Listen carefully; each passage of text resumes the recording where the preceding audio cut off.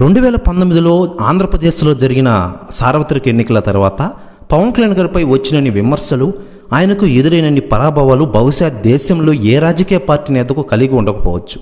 Social మీడియాలో అదే పనిగా పవన్పై ట్రోల్స్ జరిగాయి. రాజకీయాలకు పనికిరారని, జనసేన మూసివేయాలని ఉచిత సలహాలు కూడా అందాయి.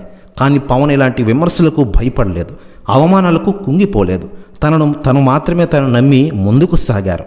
ఏలన చేసిన నోళ్లే ప్రశంసలు కురిపించేలా చేసుకున్నారు. నేడు మొత్తంగా 2014లో పార్టీ పెట్టిన నాటి నుంచి ప్రతి ఎన్నికల్లో పవన్ ప్రభావం కనిపిస్తున్న విషయం తెలిసిందే.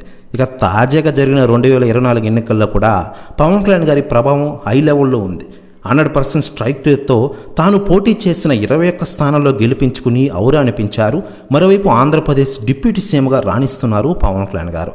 ఇక ఇదిలా ఉండగా తాజాగా అందుతున్న సమాచారం ప్రకారం పవన్ కళ్యాణ్ గారి కోసం కేంద్ర ప్రభుత్వం సంచలన నిర్ణయం తీసుకుంది. ఏకంగా పీఎం మోడీ గారు ఒక నిర్ణయం తీసుకున్నారట. దానికోసం ఆయన ఒక స్పెషల్ కార్ని, సెక్యూరిటీని పవన్ కళ్యాణ్ గారి పెంచనున్నారట మోడీ గారు. దీంతో శబాష్ అంటోంది జనసేన పార్టీ కార్యకర్తలు మరియు అభిమానులు.